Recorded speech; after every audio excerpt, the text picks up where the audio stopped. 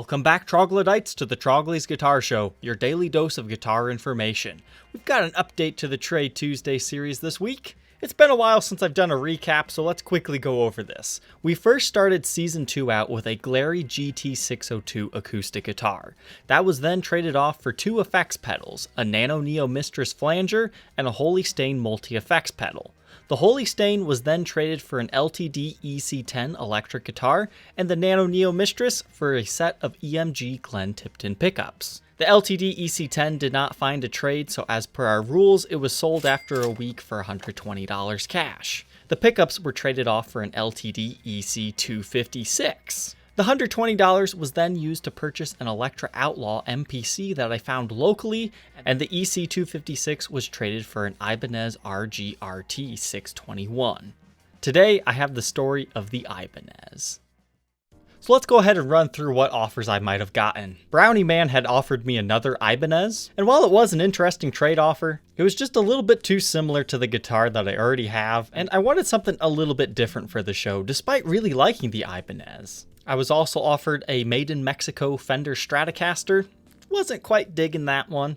And then the Bo Diddley box guitar. While I think it would be fun to do a video on this one, not quite the value I was looking for. But the next offer was kind of interesting because he was interested in not only my Trade Tuesday guitar, but also another one I was selling. So he was offering up an American Stratocaster with a finish blemish and upgraded custom shop pickups. And he also wanted to trade his Les Paul Traditional for my Flying V67 style. So after taking a look at a few photos, I decided, hey, let's go ahead and meet up with this one because this sounds like something I would be interested in. So here's his story behind each guitar. The Strat I bought used at Sam Ash. I was on a big Strat kick and then decided I didn't have an Ibanez. I have 5 Strats, no Ibanez, so it just seemed like the perfect time to jump in on the Trade Tuesday thing. It was hanging on Sam Ash's shelf and I saw that and I was like, I love it. That's what you... It seemed like a genuine relic. Definitely. I'm wondering if the case came down and got it or something. That's kind of what that looks like to me. They claimed that it fell off the hook when they were hanging it up and hit the guitar below it. As far as I've seen, it's its only cosmetic flaw. I don't know that they knew that it had the custom shop 54s in it. Okay. It originally had a white pickguard and a mint green rear cover with somebody's autograph in it. And I swapped in the tortoise shell and the black back. Gotcha. I had 3 black Strats with white pickguards and was trying to do anything I could. Something to make it a little different. Yep. And here's the story of his Les Paul. I've got 4 Les Pauls, so I'm going to keep the 2 standards and the custom and let the traditional go. She's a heavy beast, but she sounds great. Oh yeah, you're right. That's definitely heavy. And me and my landlord are the only 2 owners of it. So what are some of the guitars that you've traded back and forth with it? An Eric Clapton Strat twice. Okay. 2018 standard. But then I traded it for a Paul Reed Smith Custom 24. And then what else did we trade? A 98 Hardtail Strat. A couple Epiphone Customs. And he was happy with the Flying V as well as the Ibanez, so we shook hands and parted our ways. After that, I did a little bit of shopping, and then I brought her home to take a closer look. So here's what we got. It definitely has Fender custom shop stickers on the pickups here. I'm not really sure how to identify them any further than what he said, them being 54s.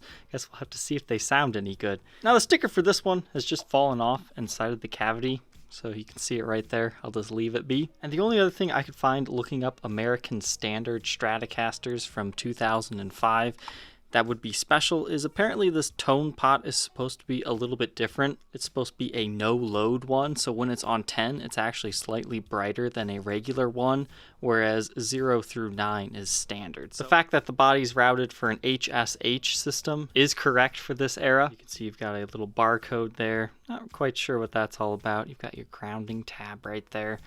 I don't know a lot about Fender, so I can't really tell you, oh, this is a this, but it's a Fender. I was able to read up online that it's an alder body. I guess I'll let you guys confirm or deny that. And this is pretty much the largest blemish. Now, if you pick at this, you could easily, just like take all the finish off of this guitar. Now, I can touch that up with a black lacquer pen, but I think it'd just look even worse, but I'll gladly do it for you if you would prefer that. It is a little bit sharp. It could potentially be uncomfortable to play, but you could also kind of like sand it down smooth and give it kind of a cool relic vibe. Other than that, we've got a rosewood fretboard on top of a maple neck. Now, there is some fret wear on this guy, especially on the first 5 or so frets. There's definitely some real flattening areas. Keep that in mind if you're interested in trading me something for this guy. So it is an American Series standard Stratocaster made in USA. We've got our typical 25.5-inch scale length, a nut width of 1.67 inches, which increases to 2.02 at the 12th. First fret is 0.85 and the 12th 0.9. Moving on to the back here, underneath the tremolo cover, I'm not sure, do they come stock with black springs like that, or have those been replaced? The only other thing I notice is we've got Dunlop strap lock buttons, and the one on the top looks like it needs a longer screw because it's tightened all the way down, but it still spins a little bit. But we've got our Fender California neck plate, the walnut skunk stripe on once again the maple neck here, Fender branded Schaller tuners, and there is our serial number Z5139572, which I believe makes it a 2005 model, and it looks like maybe there's some sort of sticker on here at one point in time. That's some residue. The only other thing I saw is a hairline crack right here. Now, I know it's common on Fenders, but how much does this really affect the resale value of it? I've never really been able to get a good gauge on that because it happens to so many of them, but I want you to know it's there. Okay. And with the tremolo bar installed, it weighs 8 pounds, 5.7 ounces. So I think I did okay on this trade, even with all the cosmetic blemishes and whatnot. But let's go ahead and plug this one in and hear how she sounds. So after toying around with this thing for a little bit, it does still have that extra bright pot. It took me so long to figure it out. I was like, why is this thing so bright? Okay, you really can't feel it. It doesn't click, but the pot does slightly drop. So I'll try to demonstrate this because it's new to me. It might be new to you. See how it kind of just slightly falls down? Where normally when you turn something, it just, kind of stops. But this one, you hear how it kind of knocks? That's that falling down. So I guess that's how you can tell if you have one of those. I guess it's great if you need something super bright sounding.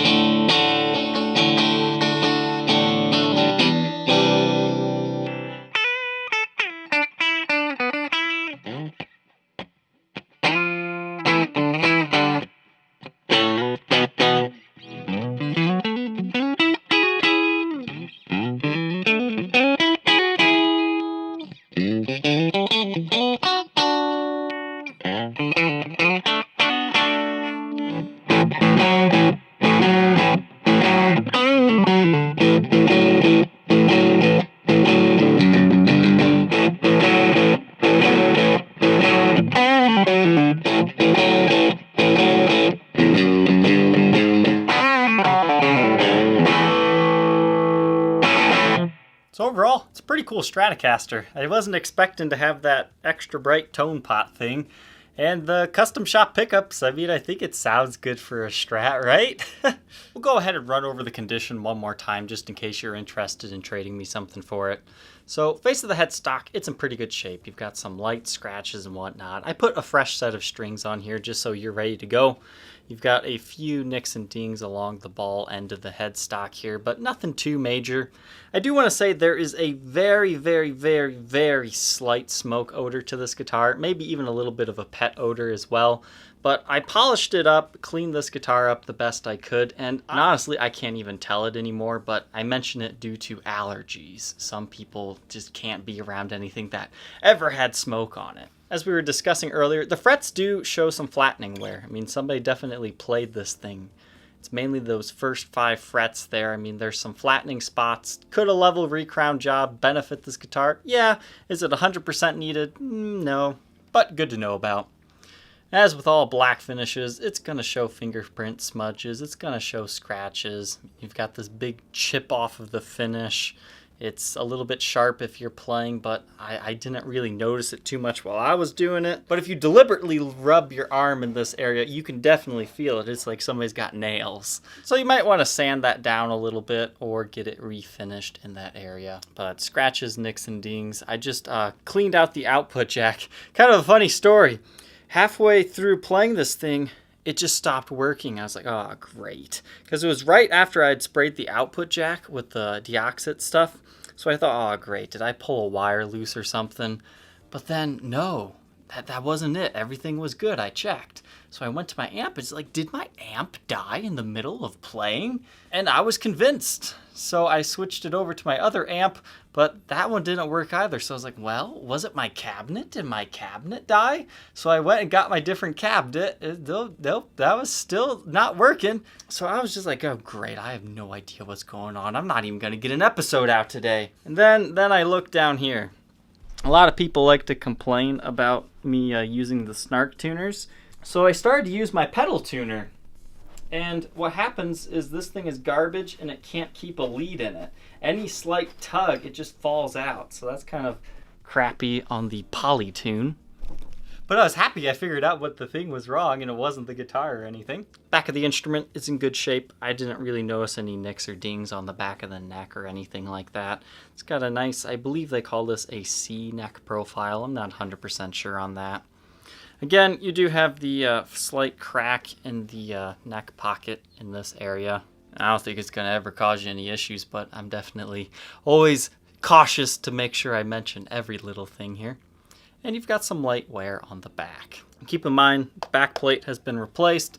The pick guard's been replaced. You've got custom shop pickups in here instead of your standard. Blacklight test won't tell us much on a poly finish. I mean, it glows a little bit, but the pick guard looks cool at least. You've got a little bit of glow into the dot inlays here. Face of the headstock, looking good. And the back. This is mainly just for a visual show of some sorts. This does come with a Fender hardshell case. You can see it's definitely been used. It's got scratches, it's got scuffs, but you know, it's a nice Fender case. It's got those cool TSA latches. I love these things. The inside, I just swept it out. There's a little bit of cat hair maybe, perhaps dog hair, I'm not sure. But it's pretty much gone for the most part now. If you think you might be interested in trading me something for this American Fender Stratocaster, feel free to check out the link in the description to see if it's still available, and if it is, email me at tradetrogly@gmail.com. Don't send me messages on Reverb. They don't like you talking about trades there anymore. Alright, thank you Trogly for watching, and we will see you tomorrow on the next episode. Take care.